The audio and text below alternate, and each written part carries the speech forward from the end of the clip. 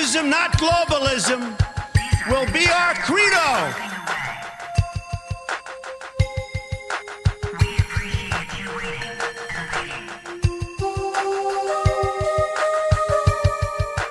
What is it you're waiting for? Do you even know anymore?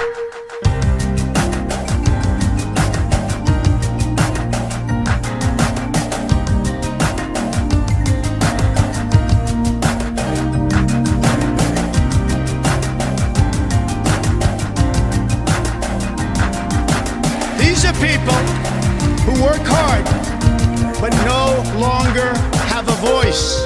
I am your voice.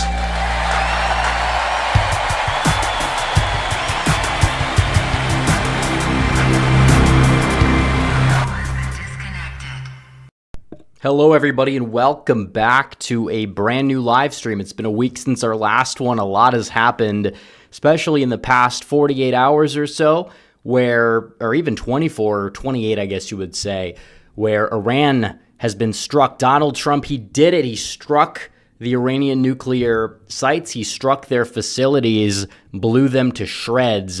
And a lot of people are saying it's going to lead to war. A lot of people are, obviously the panicans, usually the people, the usual suspects, are very angry by this. That doesn't necessarily mean that it couldn't lead to something of that nature, but you do have a lot of really bad takes, and you have a lot of people saying Donald Trump is George Bush because, I don't know, Bush means if you strike anyone in any conflict ever, you're automatically George Bush for some reason or another, which is not exactly true. And I'm not going to say that, the strikes couldn't lead to something down the line. This is not me saying that I wouldn't probably, if I was Trump, would have had a little bit more restraint, possibly. But the problem that you have a lot of people just coming out with the worst possible takes, and these are the people that are wrong about everything. We hand out the wrong about everything awards because people will jump to conclusions because they don't understand politics. They don't understand foreign policy. They did this with the big, beautiful bill. They did this with Trump and his election messaging, which, again, I was right and they were wrong about a lot of things. And I think this is going to be another one because I'm not going to sit here and say that we need to go to war with Iran or that I agree with everything that Donald Trump is saying. But I can tell you why Donald Trump is saying it. And it's not like he's just capitulating because that doesn't add up the way these people are trying to really spin it. So we will get to the super chats as well. We'll put on the face cam because we hit 100 likes. We'll get to the main section of the stream. We'll also be getting to the super chats. We have a goal set for 10 super chats, yellow and above. Hopefully we can hit that goal. If not, we probably will skip reading regular chat at the end of the stream. So again, if you guys would like to super chat, you can like the stream, subscribe if you're new, and let's begin. Donald Trump, he struck. A lot of people said he would not go in. A lot of people said that he would have, I guess you would say, waited 2 weeks because he did give them a time frame of 2 weeks and he struck anyways, which I actually think, even if you think that the strikes are a little reckless, if you're going to strike, that's the way to do it because you have these people just walking on eggshells. They don't know what to expect with Donald Trump in foreign policy, and they never have. And when you look at something like this, you can critique the intervention. You could say it's not our problem. You're going to have a lot of people comparing it to Iraq. I understand the comparison to Iraq. I've made that before over the years. I think that it's a little bit different in the sense that you have a conflict where Iran is building up their nuclear weapon. They're bragging about it, and maybe they're bragging about it too much, but they finally reached a threshold in the inspections or whatever. They're open about it. It's not like Saddam Hussein with the weapons of mass destruction, when it was far more speculative, and Bush went in anyways because he had a public mandate to do so because of 9/11. Donald Trump has been very consistent because you'll have people saying he's betrayed the base. If you go back and watch the clips of Donald Trump at the campaign trail, not even just 2024, not even 2020 and during his presidency in his first term, which, by the way, he did strike Iran in his first term, and he got away with it. We'll see what happens this time, but Iran, they typically talk a big game, and you don't see a lot in return. So hopefully this time it's going to be, I'll strike you into submission. This is what I'm capable of doing. It's a warning shot to make sure, yeah, you don't want to mess with me. This is the same guy in the campaign trail in 2016 that said, we're going to bomb the shit out of them, referring to ISIS, and he did. He defeated ISIS in the Middle East. Not a lot of people talk about it anymore because I guess it's not really a political issue in 2025 thanks to Donald Trump. You know, certain victories you get you can't even talk about, but you're seeing what's going on with Iran. They are building up, they're bragging about building up a nuclear weapon. These are the same people that say death to America, all this stuff. Now, I don't want to go to war with Iran over it. You'll have a lot of neocons. And yeah, there's plenty of people that are on the neoconservative side that are praising Trump right now who do want to bog the United States down in a regime change war. And we'll get to regime change in a minute with Iran. That is not something that would be beneficial to the United States. That would not be America first, and that would be extremely unpopular. But you know what else is unpopular? Letting Iran get a nuclear weapon. That's unpopular as well. So you have a problem because you don't want to go to war. You don't want to go to war with Iran, but you do want to make sure that they're not able to get a nuclear weapon. These people are not a country that you would like to have a nuclear weapon, and it's not America first to say they should have the weapon. That's called stupidity. If you have an ability to prevent it without doing something equally stupid and risking American lives that way, then you got to work it out somehow. Donald Trump is that guy. He's a realist. He will strike you. He is somebody that is not afraid to come out with the most neoconservative rhetoric, and he's done it time and time and time again because he's unpredictable. A lot of people see Trump as like this ideological guru when it comes down to foreign policy. They think he's like an isolationist or something, or even like a total non-interventionist. And yeah, he's less interventionist. He does not want a nation build. He does not want to get bogged down in endless regime change wars. That is not what Donald Trump is about, but he is about peace through strength. The neocons would say peace through strength. They didn't mean peace through strength. So you have a problem with this where, yeah, Iran, you don't want to destabilize the region for sure. They're probably going to go through regime change at some point in the near future because the Ayatollah, he's older than Biden. We don't know what's going to happen once that is done. It could take a while, as we know, but regardless, you have a country that is hostile, outwardly hostile to the United States. I don't care why you think they're hostile. The bottom line is that doesn't matter. They're hostile towards the United States. They're building up or trying to build up and bragging about building up a nuclear weapon. So Donald Trump said, okay, I'll strike your sights down. Israel did it to Iran. Now America did it to Iran. That doesn't mean we're involved in some regime change war. Now, could it go down that pathway? It could. Now, we don't want them to, which is why you fire a warning shot if you're Donald Trump. So we don't have a regime change war. It's not going to be Bush 2.0, but you have to flex your muscles at some point. It's like people that say, we should gut the entire defense budget. And I think we can cut a lot in defense, actually. But the problem with that is if you really want to scale down the United States military, you are going to be putting the United States at risk, and you don't want to do that. I'm not saying that we can't close up some bases that we have that we probably don't need for strategic purposes, and we basically protect Europe on our dime. They don't do it on their dime. It's a problem. You know, U.S. is far too much involvement in places that they should have less involvement in. I don't think there's any disagreements there. But the main takeaway is that you want to make sure that you are unpredictable if you're Donald Trump in this situation. And you're not going to do that by just saying, no, I have to come out and say I'm an isolationist or I'm a non-interventionist who opposes the war. No, Trump wants it on the table because it's negotiation. That's how he operates. And by the way, I wasn't a fan of his Syria strikes in 2017. I'm still not a fan of them. People will go out there and say, well, you won't criticize Donald Trump for anything. I'm not. Look, I personally think that this strike was whatever. Do I think that there could have been more pressure to come to the table? Yeah, but I can make sense of it and understand it and see where he's coming from to get them to at least come to the table in some form. That's what I'm saying. With Syria, Ivanka cried at some pictures, so you have to send bombs, to Assad's neighborhood or whatever. That, in my opinion, was a big waste. But we were, on the verge of a possible conflict that was averted with North Korea. You want to flex your muscles from time to time. He didn't get us involved in a deeper war because of that. He struck Iran.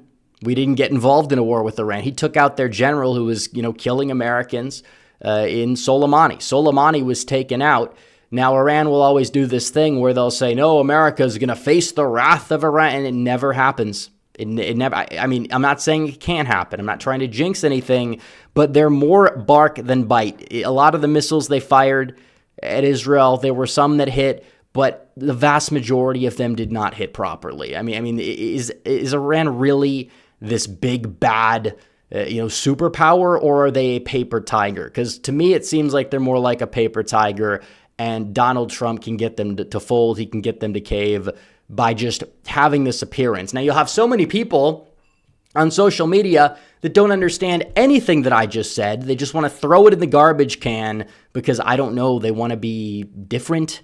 They want to be contrarian. They think they're doing something. They think they're a free thinker of sorts because they happen to not at least understand where Donald Trump is coming from on foreign policy. He doesn't want war with Iran. He doesn't want if he wants regime change, why is he talking Netanyahu out of regime change? The same people that say Trump is Netanyahu's bitch. Well, Netanyahu is listening to Donald Trump. So, Donald Trump doesn't want to destabilize the region. Do you think George Bush would say, don't do that? Or no, George Bush would probably say, okay, I'm going to send troops. We're going to do it for you. Because that's the difference. Donald Trump is America first. That's the way it is. And these other leaders are not. Now, is he a non-interventionist in full? No, he's less interventionist. He's a pragmatist. He's a realist on foreign policy. He's always been that way. So people that are saying, you regret your vote over a strike on Iran's nuclear facilities. Now, if this continues and we get bogged down in some never-ending conflict that it's taking away from any possible successes we would have at home, I would understand why people would be disappointed.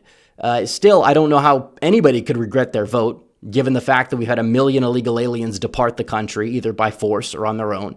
According to the data, according to the metrics that we have, wages are rising for the first time in a long time. Jobs are going to native-born Americans because Donald Trump is actually, again, a lot of it is rhetoric. He's able to strongman his way. They understand, we don't want to go to the border. Look what Donald Trump is doing. Look at who he's deporting. They'll publicize the stories. The left is helping too. The left is helping this happen by their hysteria and their fear-mongering, which I say let them keep doing it. It's not an issue that's a winning issue for them. Anyone who agrees with them that, that's their deciding vote, they always vote Democrat anyways. And it's not a majority position to have. If you're in the country illegally, these people need to go. Some people might want to make certain exceptions here and there, but the key word is exceptions. They're not, it's not the vast majority of these people. I think they all should go. Quite frankly, I think they all should. And hopefully a lot of them will. We don't want to give amnesty. We probably would have gotten that. It was something Kamala Harris actively campaigned on. So no, I understand the foreign policy aspect. We don't want to go to war. I'm not saying you can't hold Trump accountable. I think you should if we go to war. I will do the same. But this notion of I regret my vote because Donald Trump is striking nuclear facilities in a hostile country without using any American manpower up to this point, and he's still trying to get them to come to the table. He said there's not another military in the world that could have done. It's true. Now is the time for peace. It's true. And people will say, well, you're just punching the guy in the face and you're telling the guy that he has to be your friend now. Well, it's kind of a little bit different. If you are the big guy in that situation, if you are 7 feet tall and 400 pounds of muscle, and the other one involved in the altercation, it's like David Goliath fighting. In most cases, obviously that's the exception, is the point of the story. But in most cases, you're flexing your muscles. You're hitting the person. It's a warning shot. You're not going to be able to go over there and do, X nefarious thing or Y nefarious thing. That's what Trump is trying to do in this situation. In my opinion, it's going to work. There's a lot of people that will say, I told you Donald Trump was going to get us in a war with Iran. We're not in a war. Now they're moving the goalposts. Strikes are now, no, strikes are not war. He struck Iran in term 1. He struck Somalia in term 2. Nobody talks about it because it's not, I guess, a high-profile thing. Are we in war with Somalia? I mean, technically, we've kind of been involved there for a while, but that's not the point. The main point is a strike is not war. This could, continue to brew, and it could lead to some problems, and I would much rather have Donald Trump at the helm negotiating than anybody else. And that's the way it is. For the first time in 20 years, Iran has reached that nuclear status, according to the inspections, where they're actually, coming close to it. So Trump, who has always said his entire career and been consistent, whether you think he should prioritize it or not, whether you think he should strike or not, we can have that debate, we can have that discussion, but don't come up here and tell people that he's betraying his base for saying the same thing he's always said. Maybe you think it's boring at his rallies when he talks about Iran and you don't want to listen to it or whatever.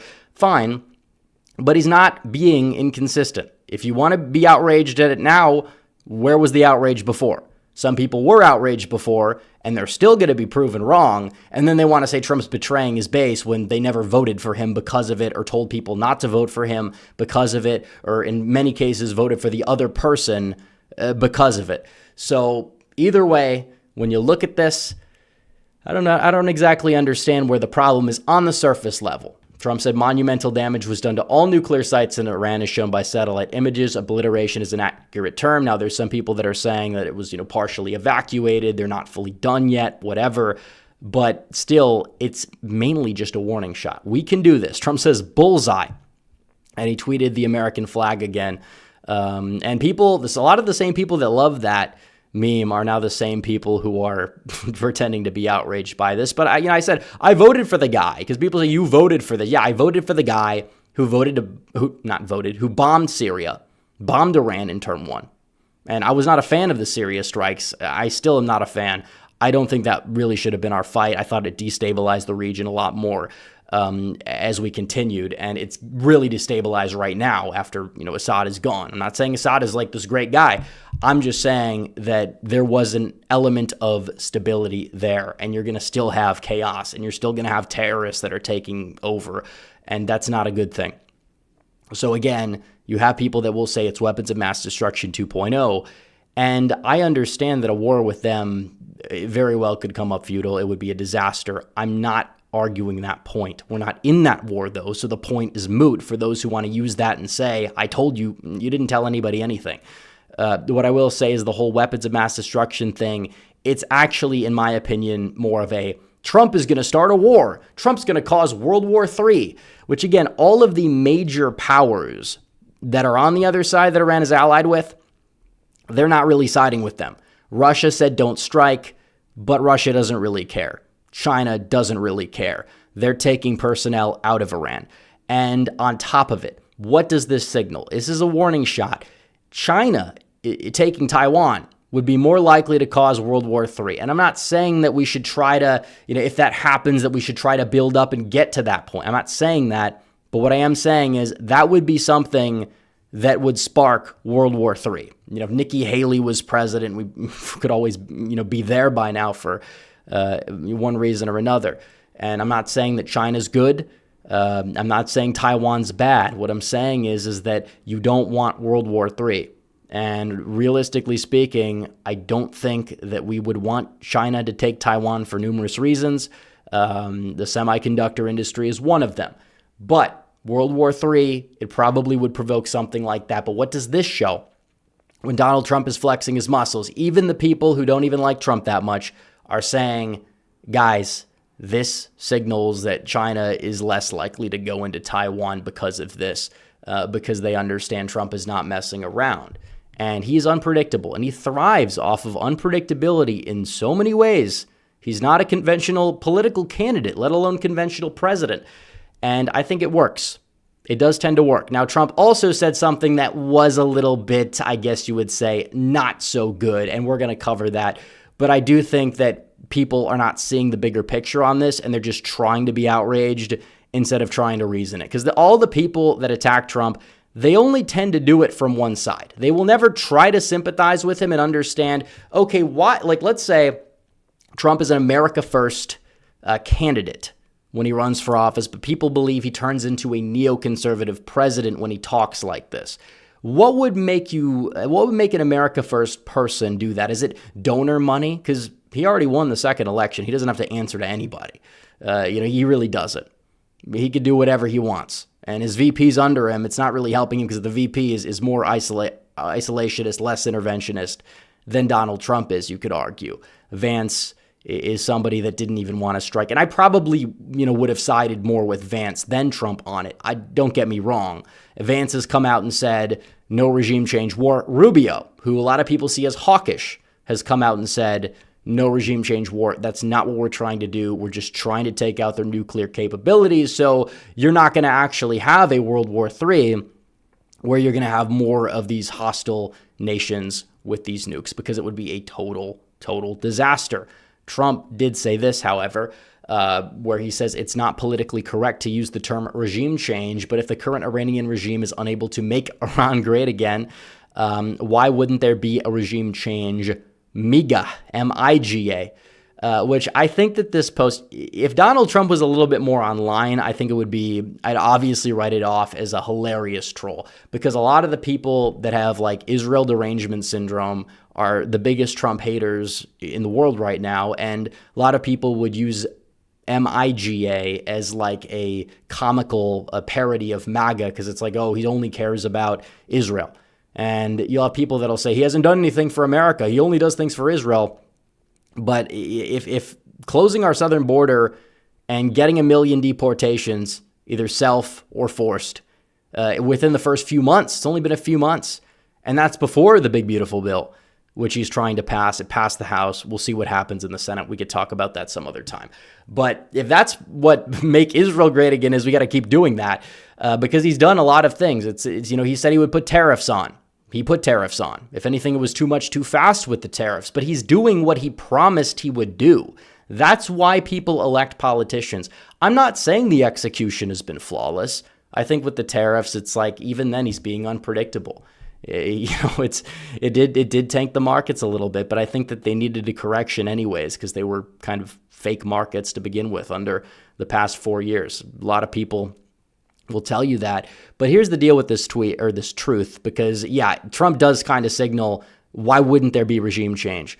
You could say troll, which I think it could be partially, but also I think it just, we'll decide to throw out things that are out of the box. And of course, A, it's bait for these people on social media, but B, it's also bait for Iran. Because what does that signal? Oh, regime change? He's actually going to go in? This is a problem now. Maybe we'll be more likely to come to the table. Because Donald Trump's acolytes, who are even more hawkish than ever, or I wouldn't say more hawkish than ever, but more hawkish than anybody else in the administration, they have come out and said, we're not looking to do that. We don't want a regime change war. I'm not talking about people like Lindsey Graham. Lindsey Graham is a total clown. All right, there are a lot of bad neocons, these bad faith actors that want that, and they want to push Trump in that direction. But Donald Trump's inner circle, you have Vance, you have Tulsi, you have Marco 2.0. Like, that's the inner circle, and there's some more hawkish people in there compared to like a Vance or a Tulsi, obviously. But one thing that we do know is that he is not going to, they're not going to just let him go out there and start a regime change war. Now, regime change does need to happen for the benefit of Iran, in my opinion, not from us. I don't know where it would come from. It's not going to come from us. Should not come from our dime under any circumstances. It probably will happen naturally. The Ayatollah's 86. It was a once beautiful nation, and I think it's got a lot of potential. I have nothing against Iran. It's where my grandmother grew up. A lot of extended family grew up there. There were a lot of Armenians there, and there still are to a large degree. But, it was once like it was the crown jewel of the Middle East in Tehran, and now it's, total disaster. And the Islamic fundamentalists definitely set the country back significantly. But the Ayatollah's 86. It's not our job to get involved. We don't want this as an option. But what is Donald Trump doing? Once again, unpredictability. If you're taking the bait, I guess it's a good thing. I hope he even does more of this, because, people said, Trump is a neocon because he put John Bolton in his first cabinet. And I'm not a fan of John Bolton. I think he's a disaster. But on the Joe Rogan podcast before the election, one of the first things they talked about was that. And Trump was right when he said, no, I picked him because he's a crazy person. I'd put him over there. He'd talk about bombing. And it's like, it's just a total total disaster, with this guy, but there's a method to the madness. And I think that it's kind of showing what Donald Trump is capable of. But if he really wants regime change, he's not going to be putting pressure on Netanyahu, who I've been told by so many people on social media, the experts, emphasis on X, that Trump is owned and controlled by Netanyahu, and he controls his every move, apparently. But then he also is giving orders to Netanyahu that Netanyahu to date is following. Yeah, those two things contradict. So unless something happened in the past week that Trump wants regime change, it's a post that you probably shouldn't be panicking about. But that's all the panicans are capable of doing. You have them on the center, right? The more, neocons, they mainly focus on like the tariffs and other things and more rhetoric or whatever. And then you have the fringes and that crowd. Foreign policy is mainly their, the pressure point that they try to really hammer home for one reason or another. But either way, you have this situation. And of course, Thomas Massie says Trump did something unconstitutional. He does not know about the War Powers Act of 1973. He does not know about literally anything. He doesn't understand Trump struck nations in his first term. Where was Thomas Massie then? I mean, he may have silently opposed it, but I didn't see it. Did he ever come out and talk about Biden and his involvement? Was he as critical of Biden as he is of Donald Trump right now? I would wager that he's not. And you'll have a lot of people, and we'll talk about this, and we'll get to, we'll briefly talk about the midterms, not really how this relates to it. People that want to say this is ruining the midterms, yeah, check back in November of 25 about this, let alone November of 2026, like seriously. But looking at this, let's see. Thomas Massie, once again, Trump comes out and says he's not MAGA. He likes to say he is. MAGA doesn't want him, doesn't know him, and doesn't respect him. He's a negative force who almost always votes no matter how something may be. So I'm not going to read all of this, but he goes on to call him Rand Paul Jr., which I've been frustrated with Rand Paul for a while. I thought his antics in 2024 were abysmal. You have a lot on the line. This is not the time to grandstand. It's not the time to say, oh, no, Trump and Kamala are both bad. No, you know the difference. I don't think they care about immigration. I don't think they care about the border. These are people that say Trump's tariffs are just as bad as Kamala Harris's social policy because they're out of touch and they don't get it. And I understand there's a lot of people who like Massie because he happens to be principled or whatever, and because, he opposes foreign aid. But past that point, he is effectively a thorn in Trump's side. If you are somebody who's trying to do your job and there's one person who claims to be working for you and is your best employee that will never let you get your work done, that person is not being beneficial. They're not. You have a very razor-thin majority. You likely could have a razor-thin majority after the midterms. Maybe you do have an expanded majority. Maybe the Democrats narrowly retake the House. That's not the point. The bottom line is the House is on the line anyways because it's so close. It's so thin. And you have this guy who will actively, all he cares about is not trying to find common ground and push a more reasonably measured version of legislation. That's not what this guy is doing. You have Thomas Massie, who all he cares about is voting with the Democrats despite Trump while hiding behind his principles, which maybe he has, but are becoming counterproductive. There's people like Josh Hawley that disagree with Trump. They still will vote when push comes to shove the right way. Massie doesn't do it. He's voted for Biden spending bills in the past several times. He says, I gave him the benefit of the doubt. I didn't vote for them past that point, but he doesn't even give Trump the benefit of the doubt. He votes no on everything. Again, when it comes down to the big, beautiful bill, you're talking about the fact that there's so much in the bill that's positive, and he will not highlight that. Stephen Miller will. Stephen Miller will showcase how the bill pays for itself.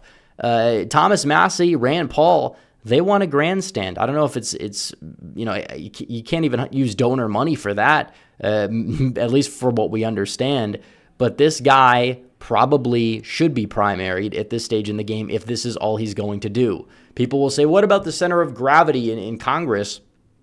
And it's like the center of gravity in Congress is being held back because you can't get anything done. Why are people going to vote for you when you can't get anything done because you have these people holding up your agenda? That's what I say, because you have plenty of people like Andy Biggs who have those same principles. Paul Gosar. There's plenty of people that are just as America first, but they're pragmatic. They understand how to win. They understand that you can't be this grandstander all the time. You can't do it if you want to get things done, because if you make the perfect the enemy of the good, you end up with all of the bad and none of the good.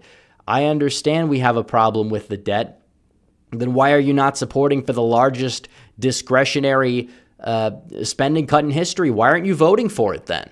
It's viable. Obviously, thankfully, it passed the House. We'll see what happens in the Senate. I think we can cut more, by the way. I'm not saying the bill's perfect. No bill that's that big, even if it is beautiful, is going to be perfect. There's going to be imperfections, but you don't have the right to have those high standards when there's no other viable alternative. You have to, work within your means and get the best bill that you can get. And Thomas Massie is choosing to just, laugh and you get nothing because I don't know. It's just what he likes to do. People call it a grift. People say he's compromised by the. I don't think it's that. I think that he's just a grandstander. And you have a lot of people like this that'll say, nope, I will vote for the other person if I disagree with one little thing with the guy I agree with 90% of the time. Like if Massie and Trump were both dictators, I guarantee you the outcomes may be similar, maybe not.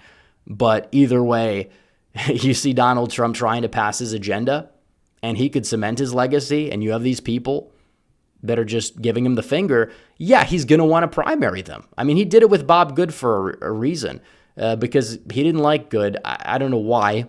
But Good kind of was like Diet Massie, and he was the leader of the Freedom Caucus, and Trump didn't have the best relationship with the Freedom Caucus at the time.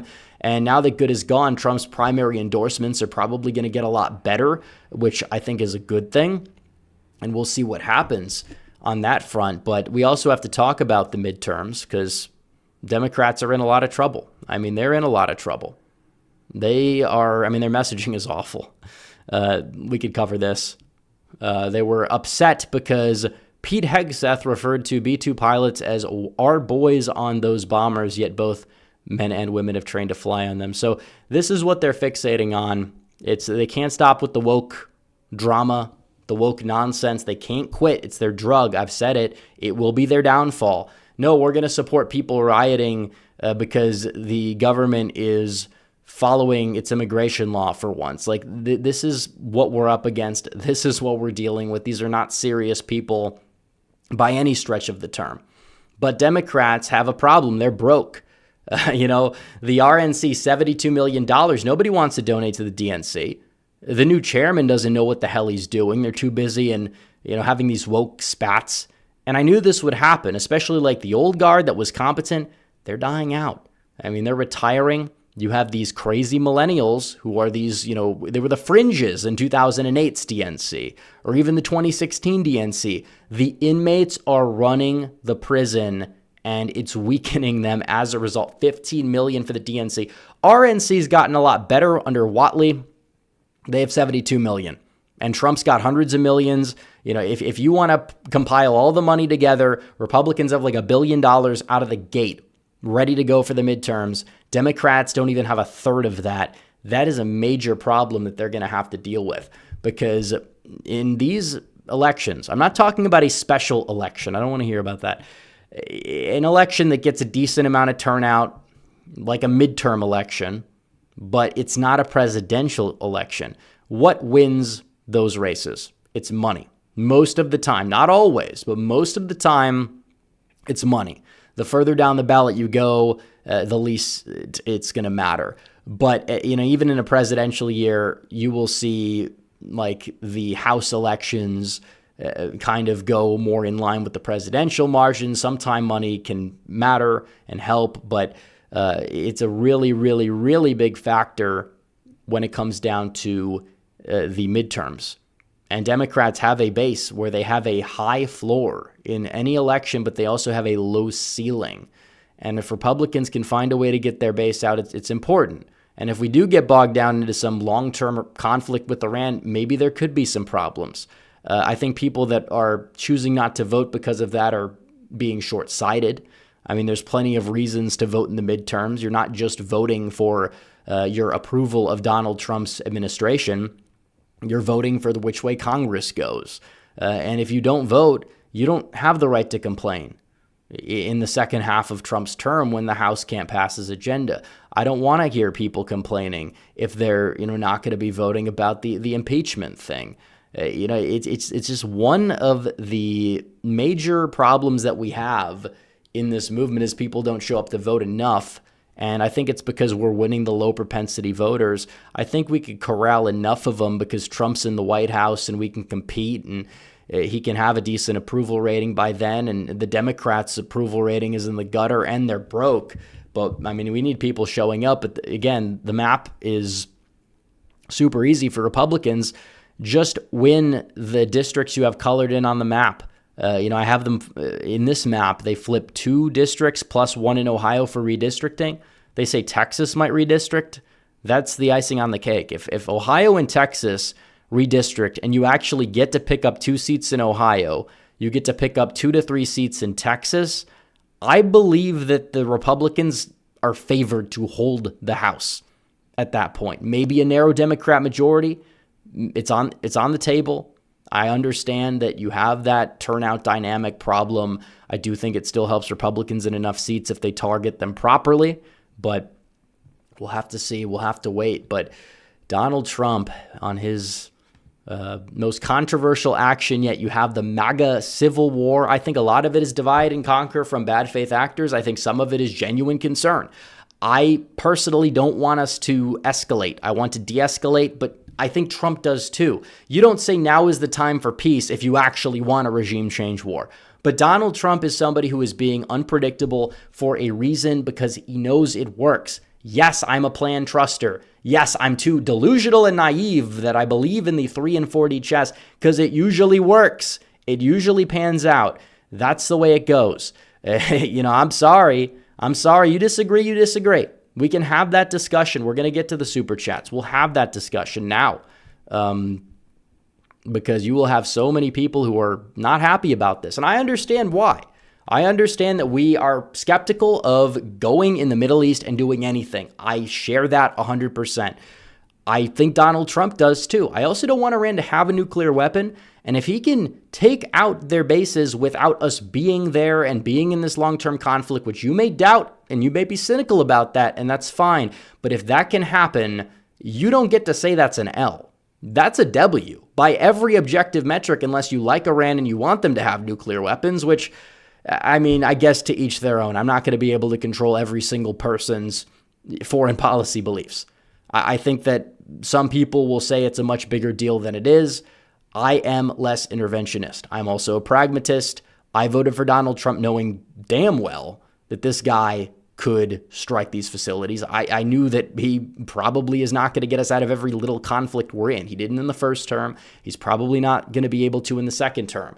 I know that we're not going to have 0 illegal aliens in the country by 2029. However, would I expect there to be a lot less than when he first got in? And is he trying to deport them? Yes, but no, that's a problem with the big, beautiful bill because apparently they fund even Massey said, it funds the wall with too much money, which again, he will say that he has a more pragmatic way to pay for it, which basically means that you're going to have less wall. Because yes, I understand that he's not wrong that the government overpays for things, but the swamp is not going to be able to be drained magically. Okay, you have to work within it. If it means throwing more money at the border to make sure this can happen, it means throwing more money at the border. It's exactly what it means. So we're going to get to super chats, guys. XJ Cherokee Bear says Vance is better than Pence. Absolutely.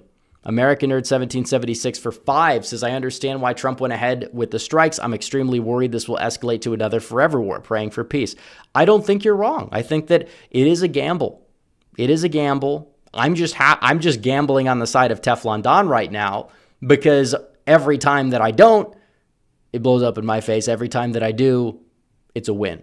So keep that in mind. Yes, the immigration rhetoric he gave a couple weeks ago, we pushed back on that. I said it's a stain on his legacy if he goes through with it. We'll see if he does. And it turns out that it was wrong and he didn't go through with it. So thankfully, maybe he's beta testing for his base's reaction to things. He does things like this. I don't know why. I think that the regime change thing, it made Twitter hell. He decided to do that. Maybe because he's not on it very frequently, unless he's like cross-posting from truth. He doesn't get to deal with that discourse and rhetoric. We don't want war with Iran. We don't.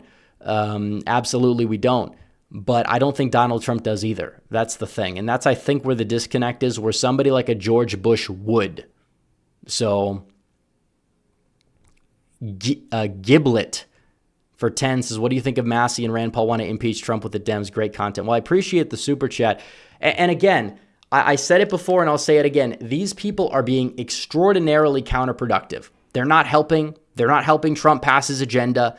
They are pushing themselves away from MAGA and the inner circle of Trump, and they're pushing the inner circle away from them as well. It's extraordinarily counterproductive. These are not pragmatic people. These are grandstanders. And, Rand Paul, a lot of people like the guy. Oh, he said he's right about this. He's right about this. At the end of the day, if you're a thorn in Trump's side, he's not going to be happy about that. He's not. I don't know what it is with Kentucky. You have the worst neocons ever. You have people like, you had Bevin as the governor. Now you have a Democrat because he was, so unpopular. You have McConnell. You have also these grandstanding libertarians. Like, for some reason, in like a populist state, you have Rand Paul. You have Thomas Massey. It's just insane. John Waffle H2P says, I won't lie, I'm nervous about the future. I'm concerned over neocon influence. I would be too. And I think that the number one death blow to the neoconservatives was Donald Trump winning this election. And thankfully, he's there. I will say, however, he is not a non-interventionist. He is somebody who understands that we need to have strength on the world stage. Some people think that that's going to lead to war. It's going to escalate. But if anything, it has a track record of doing the opposite, even though he also has a track record of levying these strikes. American Nerd 76 says, panicins in the media. Trump has gone too far. He's instigating World War III. Germany, I thought instigating world wars was my thing. So it's a little bit of a joke there. Steve Dow for 5 says, anyone who thinks Iran is obtaining a nuclear weapon is none of our concern, is an idiot. Well, it is our concern because these people are hostile towards America. They might say something like, it's because America supports Israel or something. And it's like, even if that's what it is, it doesn't matter. They still hate America. If you're chanting death to America, even if it's because America is exporting a lot of awful liberalized culture to the rest of the world, I think that's a valid critique on America. That does not mean that people chanting death to America are people that we should sympathize with, because we are America. That doesn't represent the entirety of America. It puts our lives at risk. It's a major threat. So, it's people that try to justify that are not doing it's abysmal. Let's see. The Orange Pill Nurse for 20 says, if Trump doesn't come out with anything other than Iran surrender after tearing up the deal in 2018 with no replacement and ignoring our own intelligence and just listening to Israel, he's done. Well, he's trying to get a deal. The problem with the old deal is it was relatively weak. And it, again, is still in effect with a lot of other countries. And it's not entirely working. The problem is you have the Obama-Iran deal that just gave them a bunch of money without proper oversight. And that's what Donald Trump opposed. He opposed that in 2016. He ran against it in 2016. So even if you think that the deal was sufficient, I don't think you could say Trump is inconsistent. I will say that. And if he leaves this thing with Iran unscathed without causing a conflict, causing a war, then yeah, that would be a victory for him, for sure. And ideally, you would have a deal made. This is the guy who prides himself on making deals. We'll see if he's able to get there. American Nerd 1776 says, breaking from NBC, Iran sent a message to Trump warning that they could activate sleeper cell inside the United States if it were attacked. I don't know if that's a is it like a breaking? This one's. I mean, like technically they said that is serious. But again, this is something that they're threatening to do. They are a paper tiger. Do I believe that these groups have done sleeper cells? And yeah, of course. Of course they've tried. They have them south of the border. I mean, people called Trump crazy when he said that, but it's been proven to be true. They have them in a lot of countries. Wild Man for Fives has been deployed 5 times since '04. Can we at least conquer and keep the next country we invade not being hyperbolic? Been that way for thousands of years, SPQR. Yeah, I mean, there's something to it where if you do have this invasion, you might as well conquer instead of just having this, regime change, we'll give them democracy. And it doesn't work because a lot of these people don't want democracy. Democracy, you get it once, and then it leads to the next thing, which is the same, if not worse, as the thing you had in place before. So it is a problem. We don't want regime change. I know what Trump said, and we covered it. You don't say now is the time for peace in the initial truth, and then try to take that as face value for Trump's intent, and then look at another truth and say that it's like I guess you would say, oh no, that truth is more representative of Trump's feelings now. He doesn't want peace. So you have to, no pun intended, piece it all together and understand. And you could obviously see where Trump is being more serious and when he's being more, tongue-in-cheek about it, and he's doing a little bit of trolling, as Donald Trump loves to do. No, apparently Trump is serious all the time. That's what seriously, these people.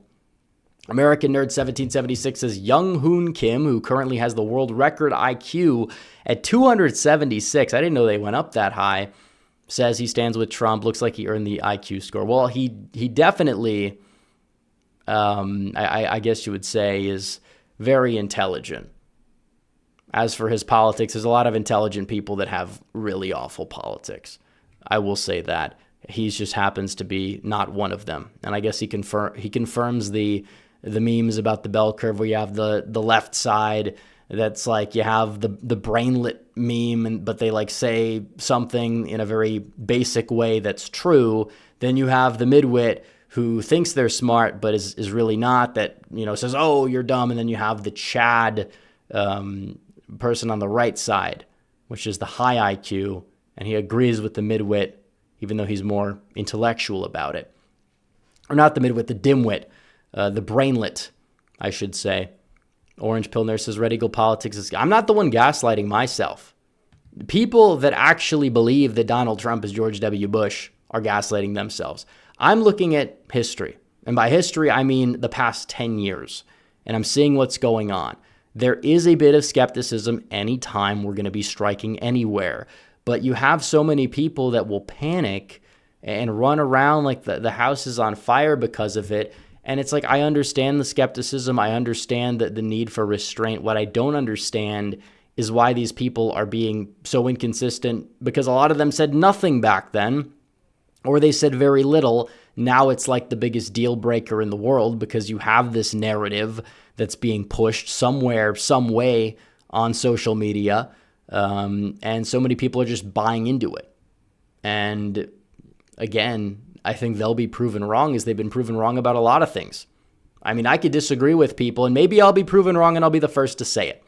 If this leads to a greater conflict, then that's a problem, and it's going to be a major, major stain on Donald Trump's legacy if he goes in and does involve the United States in one of these regime change wars, endless wars, that he promised that he would never get us into. That's the thing. So yes, we have to walk the tightrope. Trump is doing that effectively, in my opinion. And if you believe that Trump is just going to sit there and not fire warning shots when he's done it his entire political career, and he's been unpredictable on foreign policy his entire political career, I don't know what to tell you. I really just don't know what to tell you.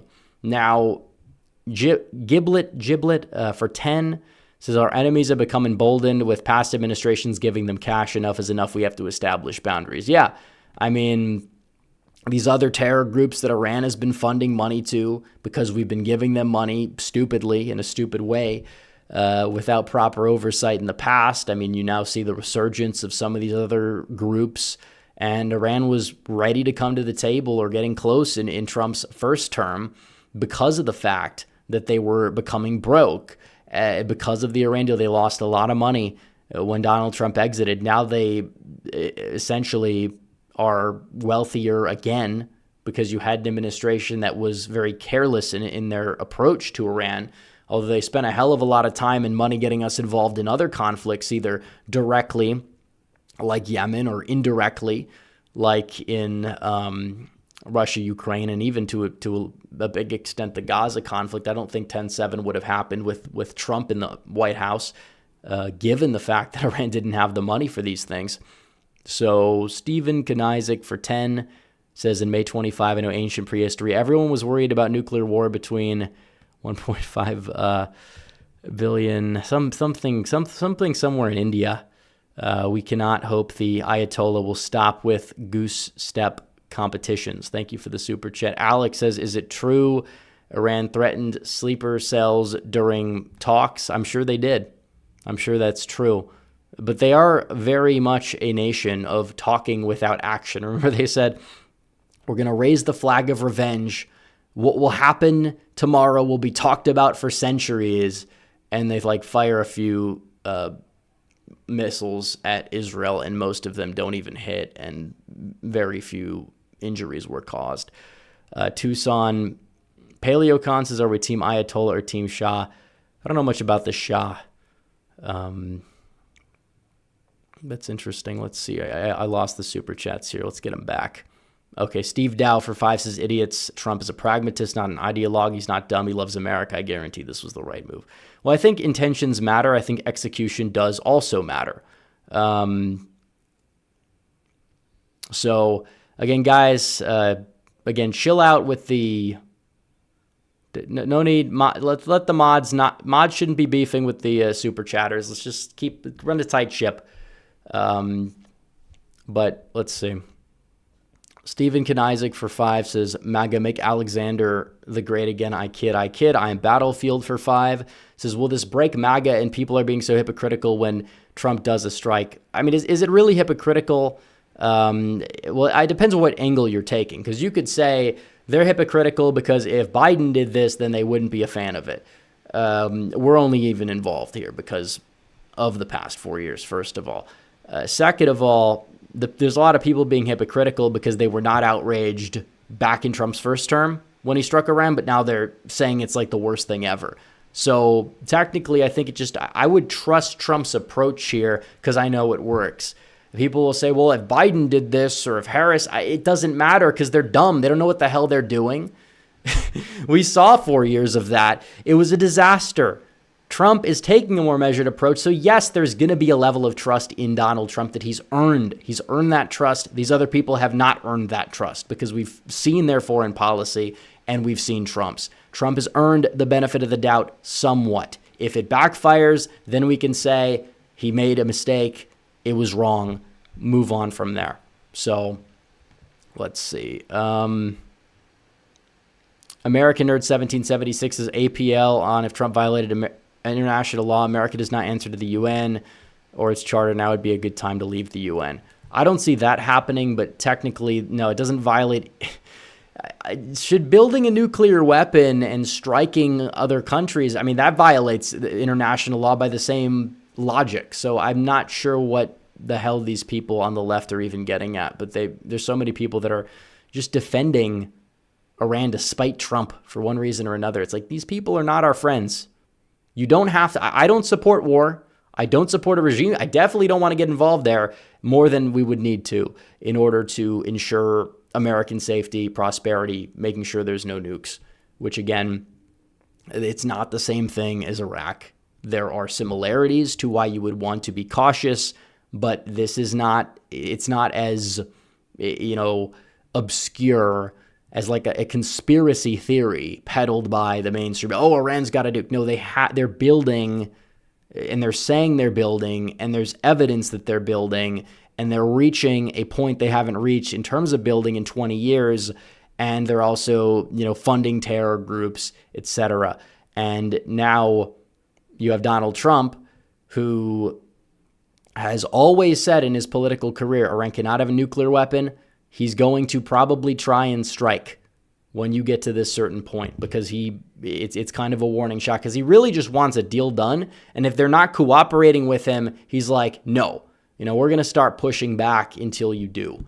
And that's what it is. And hopefully it doesn't involve us getting involved in some long-term conflict or any conflict with Iran. So let's see. I'm Battlefield for 5 says, I believe when he says MIGA, he wants the Iranian people to do regime. Yeah, I agree too.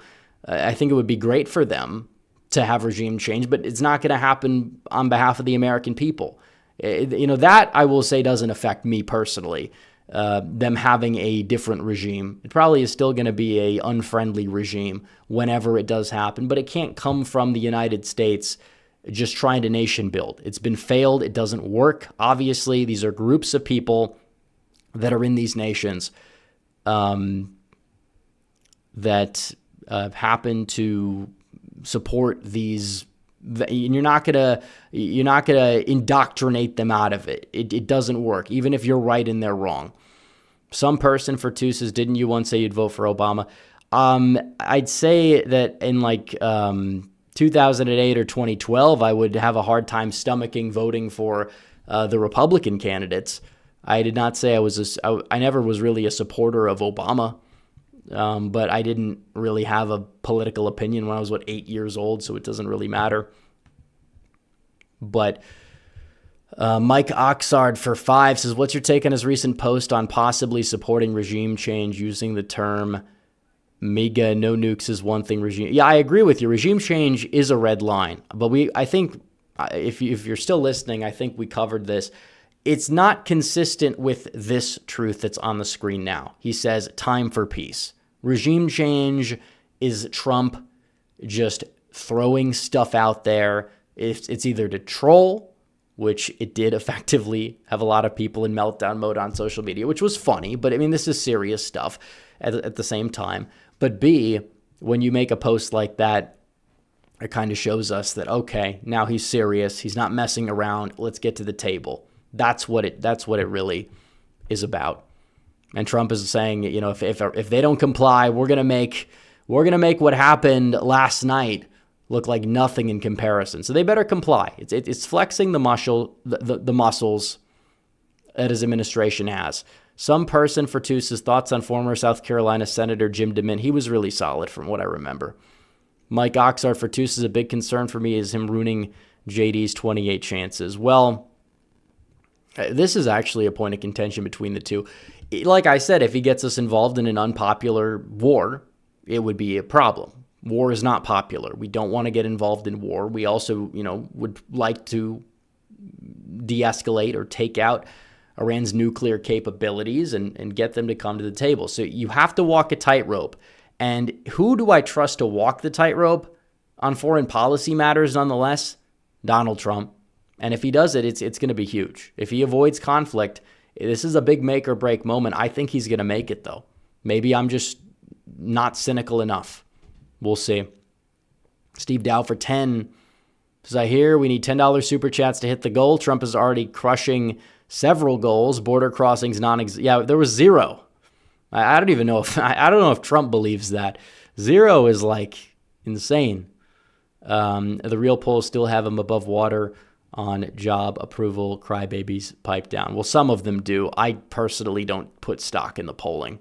A lot of the polls in the aggregate, the ones that are pro-Trump might be a little bit too lofty, and then the ones that aren't are way too cynical to the point where the approval aggregate, I just assume it's somewhere in the high 40s. I don't have a reason to believe it's not. Topaz for 5 says, I do not regret voting for Trump, but why would he joke about regime change in Iran and post MIGA? Very irresponsible. Is he trying to? Well, he did the same with Gaza.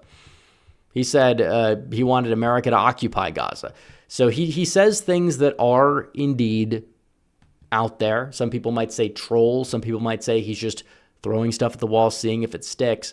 And I agree with you that, time and a place, I understand that. I do think that it's not something to be taking as, he's actually going to do it. because it contradicts everything he said, and even people who are perceived as a little bit more hawkish, like Hegseth, like Rubio, have said on the matter. Olivia Williams says, do you know about the... I don't... It's not about me knowing about the drama. I don't really pay attention. I haven't heard anything about that anyways recently. I know there was some stuff a couple months ago, but I just hope all's well. I don't get involved in that. Cosmic Thunder for 10 says, it's strange you have a mod insulting the audience. Well, he's probably doing a little bit of trolling, and I think that he should probably respect the viewership. Cosmic, I do apologize, but yeah, guys, make sure we run things smoothly. As I said, it's not something that I can't pay attention to live chat when I'm looking and trying to talk in the camera for an hour and a half every stream. So appreciate you for letting me know. Olivia Williams says New Jersey's tilts are Sears doesn't want to be governor, lean D. That's possible. I mean, that union that didn't endorse Republicans in 21 in New Jersey is endorsing them in 25. So maybe that will help out. We'll see. But people need to get out and vote. Steve Dow for $20 says, for crybabies complaining about mass deportations, you cannot deport 20 million in 5 months. Reports indicate 1 million have self-deported, which is huge, by the way. More important, real blue-collar wages are rising again. Stop whining. I agree, Steve. You're not going to get everyone deported. We don't know how many are here illegally. Some people say 50 million. I don't know if I buy that, because that means that 15% of Americans are illegal aliens. And in some neighborhoods that might be true, but I don't buy that. But I definitely know that it's probably around 20. And it's a big issue that we need to deal with, because that's more than double what we had before, just about double. And we need to get them out. And if 1 million leave because Trump's rhetoric causes them to self-deport, that's a deportation. The jobs numbers are deportation numbers. You have a problem because ICE right now, because they haven't passed the big beautiful bill, it's underfunded. So you have more raids. I want to see those numbers go up. Stephen Miller wants to see those numbers go up. Donald Trump wants to see those numbers go up. But realistically speaking, I told people I'm giving him a grace period. It's going to happen at some point, and it is happening. So, everyone who was complaining about that in week 1, it's like these people are going to have egg on their face, and they do. And I hope the same people have the egg on the face about this conflict, because I don't want to go to war with Iran. And I don't think Trump does either, for the record. Let's see. Stephen Kanizik says, one more $10 chat, and Rep will rate the hotness of his fellow Armenian Anna Kasparian. Come on, guys, let's go. Well, I could answer that question. I mean, I will say this. I'll say this. She looks a lot better now, despite being older, than she did in 2016 on the 2024 live stream, where she's more, I guess you would say, moderate, culturally, if anything, becoming more conservative. So it's kind of interesting how that works out. So I don't know if I could put a number rating on it, but I will say that she does look a lot better than she did before. And it's interesting how, as you move to the common sense side of things, at least on certain things, I don't think she's really all the way there. I don't know if she'll ever be all the way there, but she definitely has moved right, and she does look a lot better as a result. So I will say that it's interesting how that works. And you have the opposite. I remember a lot of people back in the day, they'd post the TikToks of, basically it was like a glow down that these people would have after becoming like liberals or feminists or whatever. And it's kind of sad. So it's interesting. Maybe it is reversible to a certain degree. So XR Priest for 5 says, you played a small part in helping Trump get elected. Great work, Rep. God bless America. Well, thank you. And God bless you too. I would say we played a part. I think everybody played a part. Trump himself was obviously the biggest part. Sometimes these elections, it's just like a law at this stage in the game of politics, but turnout matters. These elections are decided. We were outspent vastly in the battleground states, and we still won every single battleground state. Harris did not flip a county blue. I was shocked. I would not have expected that. I think somewhere there'd be one, but some of the ones we expected rebounded. So there's that. LinRx52 for 10 says Trump is trolling with the regime change thing. He's saying in his Trump way that they need a better leader. He wants to Maga. Think of it like that. We have regime change every 4 to 8 years. I mean, I think that that's true. I think that there's multiple things he did with that post that I think were a net positive. A, troll the Panikins, of course. I think that was, goes without saying. B, send a warning shot. Yeah, maybe it is on the table. I don't know. It's unpredictable. They're like, oh shit, we got to go to the table. We got to negotiate. We got to make a deal. And 3, it's mainly to just kind of say, yeah, they need new leadership, because they do. I don't take that post to mean, oh, he's going to have a regime change war. Like, guys, there's so many people that just have this hatred of Trump for one reason or another. And if you say anything positive or defend anything he does because you can see past the surface level, they will say, oh, no, you're like a cultist or whatever, when they're the ones that are obsessed with Trump and trying to undercut him. Even when he does something good, they don't praise him. When he says something that can be interpreted as bad, they act like it's the end of the world. They want to say, I told you so, but then they're always wrong. It'll be something next a couple days from now. People are not going to be talking about this as much. It's possible. I would hope that that's the case. I hope it doesn't escalate any further, but we'll see. Some person says Anna Kasparian is more conservative than Liz Cheney. Did Kasparian even vote for Harris? Because Cheney did. I think that says a lot. And it is a litmus test. You could say Trump is not perfect, but if you're not going to vote for him over Kamala Harris, you're not going to get a do-over. That's what I was telling people. There is no conservative case for sitting out the election. Rand Paul and Massey was promoting write-in votes, even though he technically did endorse Trump. So, is what it is. Mike Oxard for 2 says he shouldn't have congratulated Bibi last night. Well, I mean, he's probably going to have to, because you have them involved somehow.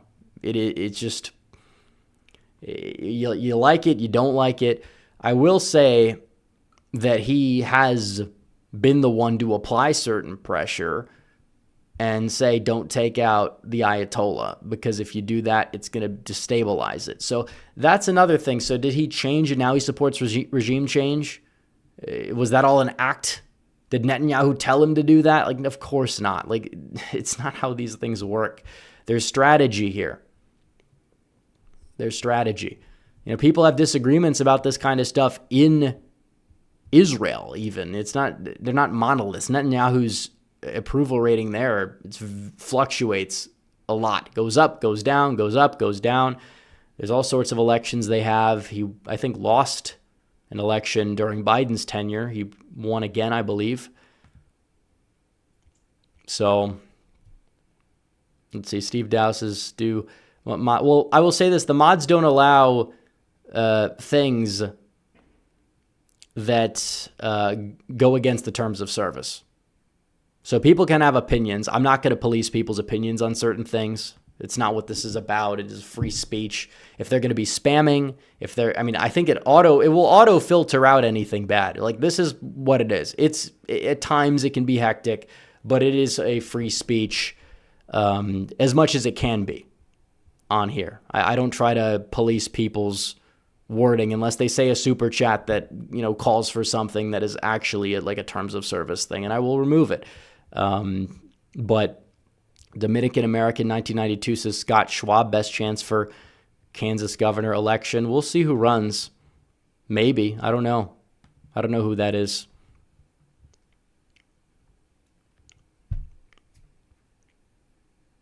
So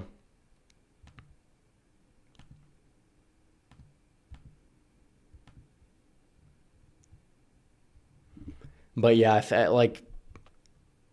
I will say that the mods should at least do that. If they're removing things indiscriminately, then I could have a talk about that. We could deal with that, because it can be a problem, and we'll work on that. We'll always try to have the chats run as smoothly as we possibly can. So, all right, we will, I think, be moving on We'll look in regular chat for a little bit because we hit the goal. We'll do that for a couple more minutes and then we'll end the stream. So if you have any last second super chats, now would be the time to get them in.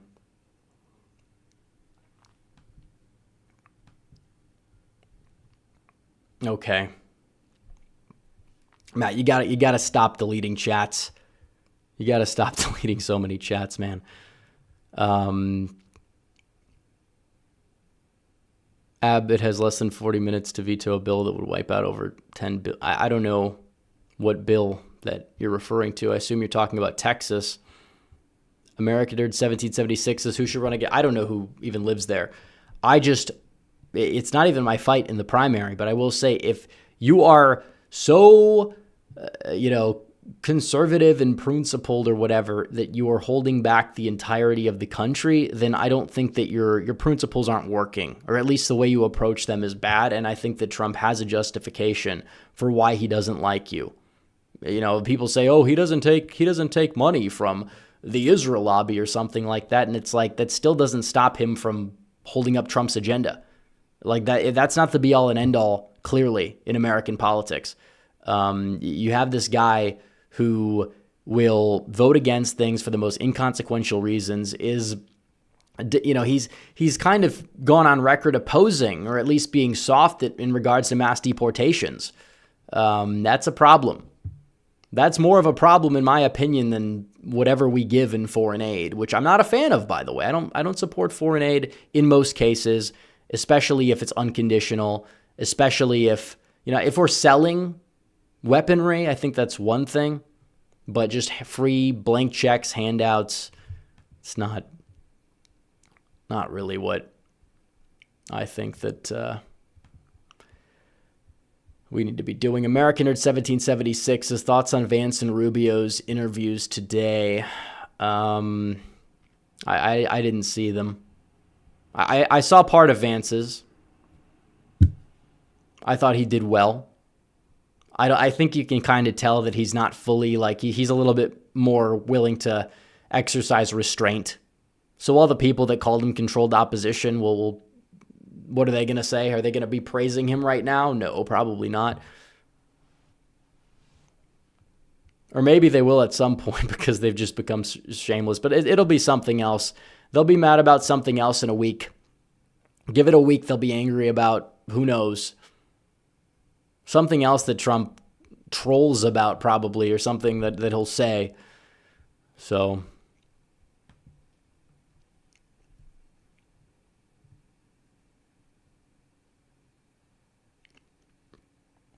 who decides if it's unconditional? Ukraine and the U.S. signed a minerals deal for a weapon. Well, like I said, if we got the minerals deal, that's better than nothing. It's more pragmatic.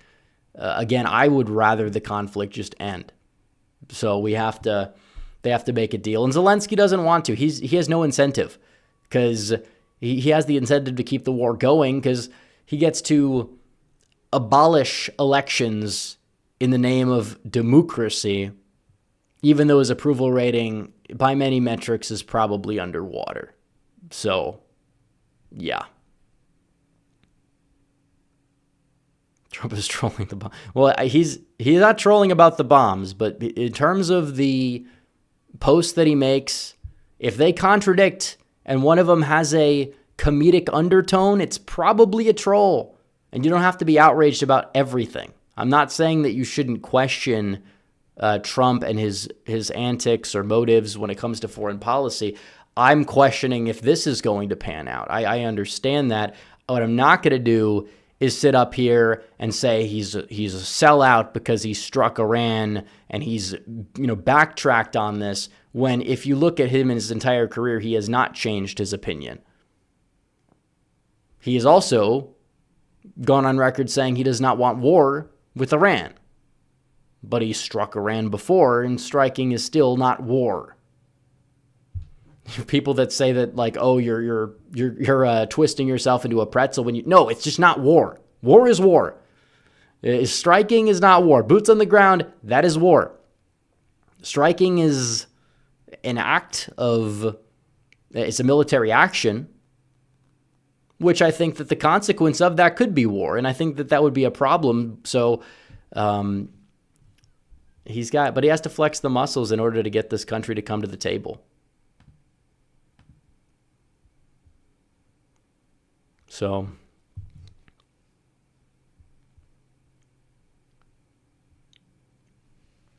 a lot of spam. We struck yet. Well, we are kind of at war with Yemen because we do have troops stationed there.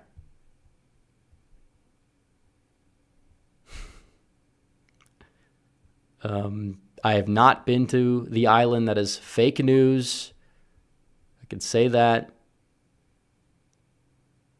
I'm usually defensive of Trump with the regime change message. Well, I think that at first I'm like, okay. And then I look deeper and then I'm like, you should be alarmed.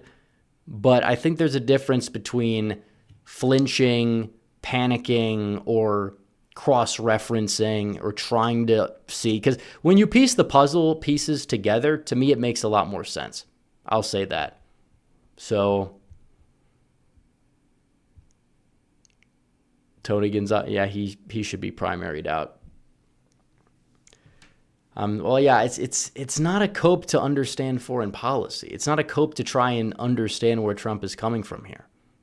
I think the people that are going to be coping at the end of the day are going to be the people that are like, we're going to war. I said he was going to go to war. And then we don't even go to war. Like that, I think, is going to end up being the point of cope. So that's kind of it. Let's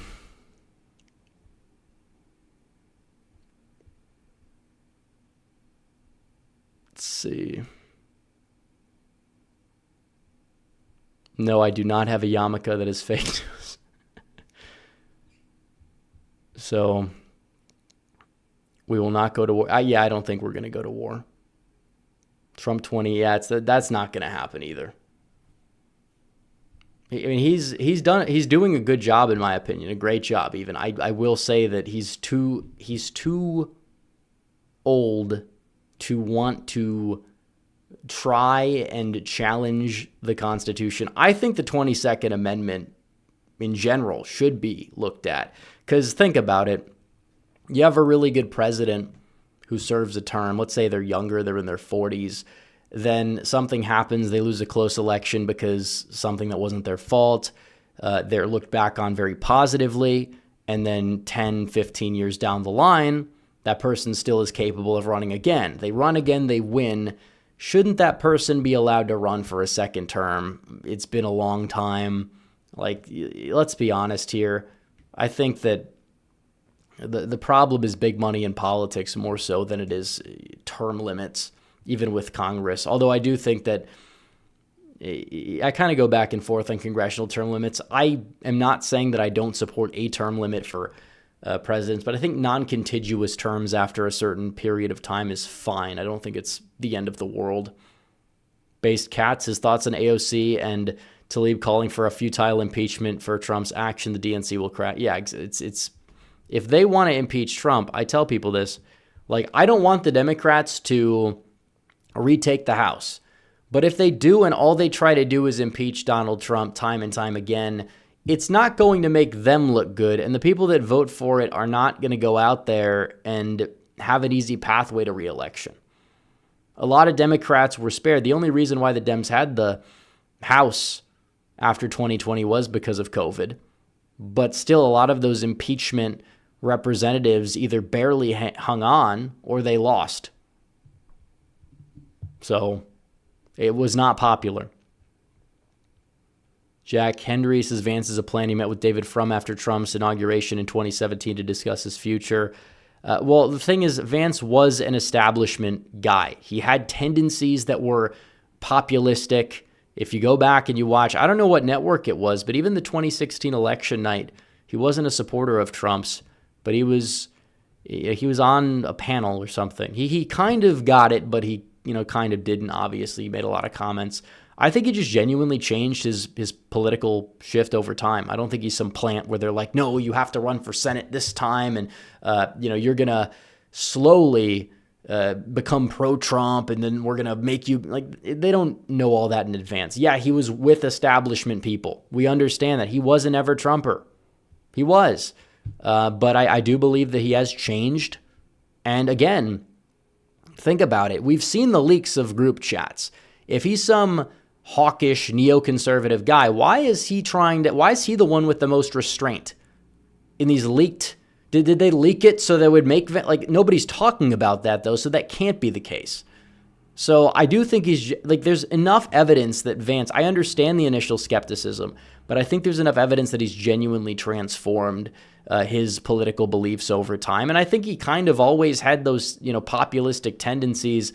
I just don't think he put it all together. He had he was working in environment where it wasn't really popular to be outwardly pro-Trump, and he kind of adopted the political positions on that about Trump from a lot of his colleagues, and that shifted. He shifted his religion over that same time. Sam Madsen said Abbott vetoed the THC ban week. I don't know what's really going on with that, but I guess he vetoed it probably for financial purposes. If I had to guess, I know it's not like real weed. It's like off-brand like stuff. Like, I guess it's like it doesn't have the same effects, but it's still like it's like it's not CBD oil. I don't even know what it is. They call it something else, but that was the one that Trump, technically, even in the Farm Bill, it allowed for states to have it. So I guess Abbott is just, again, it's probably the industry that's causing him to keep that in place, if I had to guess. So it is kind of strange where you have weed stores in a state that is technically has it illegal, even for, I think, medical. It's not even legal in the state of Texas. So, but they have the off brand, the dollar store stuff, I guess you would call it. But yeah, it's a problem in public places. Like, I think that in the 2030s, you will see a shift. You will see more people become anti-marijuana because you had the millennials and even the boomers. Some of the boomers were, it was like the 1960s or whatever, but the millennials were like, make it legal. Then the Zoomers come, and then it's more like the younger Zoomers are more into like the uppers and stuff like that, nicotine pouches. And I'm not necessarily a fan of that, but a lot of people like that. And that's kind of what they, they even held up some people at a Trump rally. They said, I don't even know who it was, some influencer. They're like, Biden wants to tax the Zins, so you have to vote for Trump. I don't know how many votes that impacted, but you have this shift culturally, and it's kind of just, it's a really meh thing when you go out in public and that's like everywhere. And if you have some sort of restrictions, which Trump, even though he supported Amendment 3 in Florida, which surprisingly failed. I was expecting it to pass. It did have he did have the caveat of it needs to be regulated more in public places and restricted, because I think that's the main thing. If these people are going to be doing it in public, you smell it everywhere you go. It's not something that a majority of the public is becoming a big fan of. They're dealing with the consequences of legalization because, yeah, I don't think you're going to be throwing people in jail for plant possession. I don't think people should in jail. Fine them, ticket them. But do you want our tax dollars subsidizing these people who are like stoners? I don't want my taxpayer money going to them. But at the same time, I don't think it needs to be sold publicly and commercialized and promoted and in public places. I think that's eventually going to be the compromise that people reach come the 2030s, 2040s, because it polls high now, but the corner will be turned because of these places that have experienced the downsides of legalization.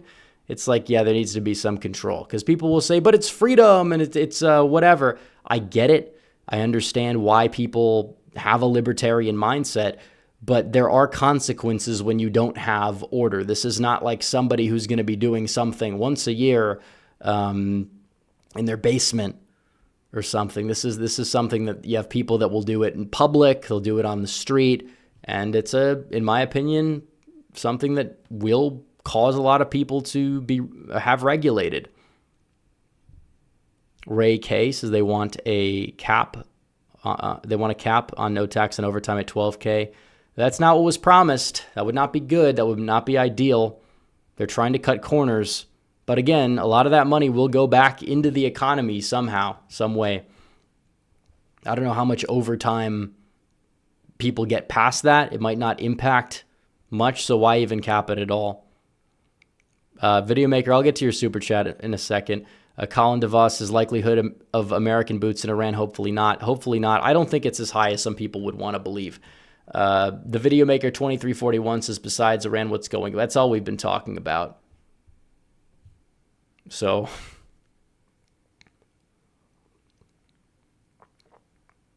someone said alcohol should be banned. That's the thing. You will have a strange subset of people that will be very pro weed, and they'll justify it's a victimless crime or whatever. But then when it comes to something like alcohol, they're like, no, ban that instead. Raise the age to 25. It's like, yeah, your brain technically grows until you're like 25, but the amount that it grows past 21 to 25 or 18 to 25, people have to be adults at some point. Like the cutoff has to be there. We don't need to baby future generations. We just need to fix the current state of society where we're actually going to be able to have less infantilization, not find a way to create more of it or to justify it. It's only going to prolong it. It's going to make it worse. So, and you can have that debate. I don't think it's, alcohol might be worse health-wise on the liver. As for productivity in society, I would wager that weed but weed is done by less people. So like, again, I think it's like a give and take sort of thing, but Video Maker 2341, it's been a maternal, to answer your question. But I have a lot of extended family on that side that lived in that region quite some time ago. Probably still have some extended family there or somewhere in the Middle East, if you count Armenia as the Middle East, especially. But that would be like third, fourth cousin type stuff. So Hobbs is an incumbent. But she's not really that popular. I think she's beatable. I mean, if like Scott Walker wasn't very unpopular when he lost in 2018, but then again, he was running for a third term.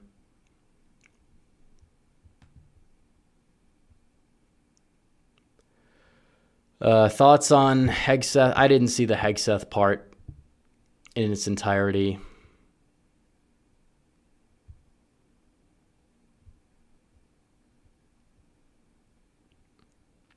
Well, Tom, I think that it depends on the level people have. If people are binge drinking every night in their 30s and 40s, then I think that's a major problem.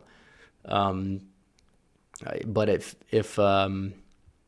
people are just having like 5 to 10 drinks a week in total, that might be on the upper level of like a medical ideal, but it's not gonna hurt them. It's not gonna destroy them.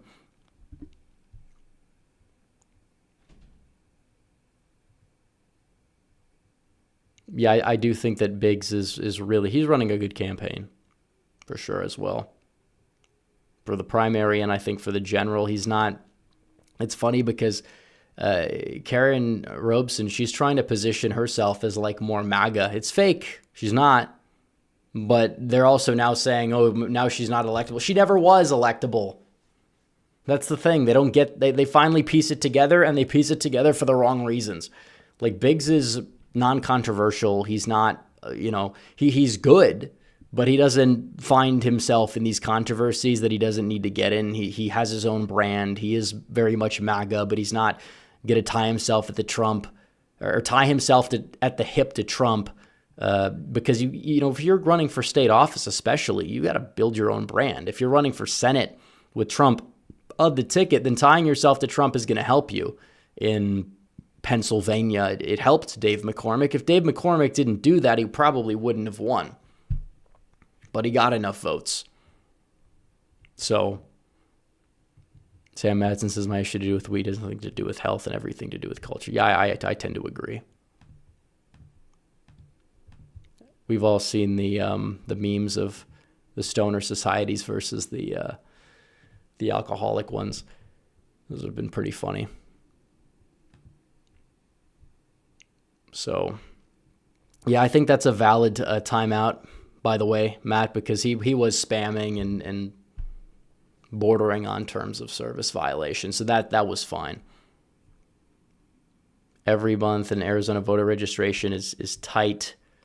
Well, it's getting more red, and Republicans have built up such a large advantage to the point where I'm not particularly worried on that front. I think that it's going to be a close race, but I think that Hobbs is weak enough to the point where Biggs can pull off a victory. I will say that. But I think we're going to wrap things up. Videomaker 2341 says, did the Armenian genocide affect my grandmother's family? I mean, I think my grandfather's family more so. I don't know much about that side, so I'd have to look into that. But anyways, we will wrap things up, guys. Make sure you guys like the stream down below, subscribe to the channel, hit the bell, follow me on social media. If you're watching on replay, comment down below, and I will see you guys in the next one. Red Eagle out.